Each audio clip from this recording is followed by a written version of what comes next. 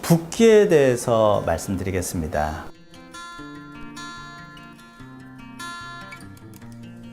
우리가 부을 때는 아침에 붓느냐, 저녁에 붓느냐, 아니면 하루 종일 붓느냐, 그런 것들을 좀 나눠서 생각을 해야 됩니다.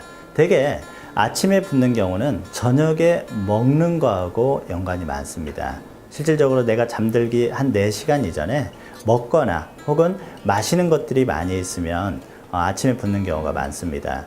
먹거나 마시는 게 없는데도 아침에 붓는다. 그러면 전날 피곤한 상태를 체크를 해봐야 됩니다. 몸이 많이 피곤하고 그러면 대사율이 떨어지고 순환력이 떨어지다 보니까 아침에 붓는 경우가 많이 생깁니다.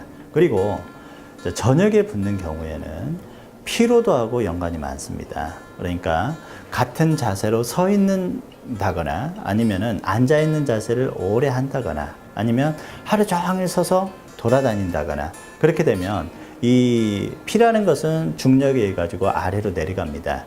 그래서 이게 올라오는 힘이 약해지고 그러다 보니까 실제적으로 붓는 경우가 많습니다. 그리고 또 생각을 해봐야 될 게 이제 심장이라든가 간이라든가 신장에 어떤 질환이 있을 때는 실질적으로 전신부종이 생깁니다. 심장이 문제가 있을 때는 폐에서 심장으로 들어오는 이 폐정맥이라는 게, 폐동맥이라는 게 있는데 거기에 있는 혈액이 울체가 생깁니다. 그러면서 호흡기 증상이라든가 붓는 게 같이 생기는 경우가 많고, 간에 문제가 있을 때는 복수가 생긴다거나 그 다음에 간에서 단백질 형성이 안 되기 때문에 저알부민 혈증이나 그런 것들이 같이 동반되는 경우가 많습니다. 그리고 콩팥에 문제가 있을 때는 단백질이 빠져나오면서 삼투압이 좀 떨어지게 되면서 붓는 경우가 많고, 그래서 몸이 부을 때는 일단 피로도를 먼저 봐야 되고, 그리고 음수량도 같이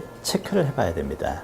내가 물을 많이 먹게 되면은 이 기능들이 떨어져 있을 때는 실질적으로 물도 몸 안에 정체가 되면서 붓는데 영향을 많이 줍니다. 그리고 또한 아침에 붓냐, 저녁에 붓냐, 그리고 몸에 특정한 질환이 있냐 없냐를 같이 살펴봐서 붓는 것을 판단을 해가지고 치료를 하시면 도움이 될 수가 있습니다.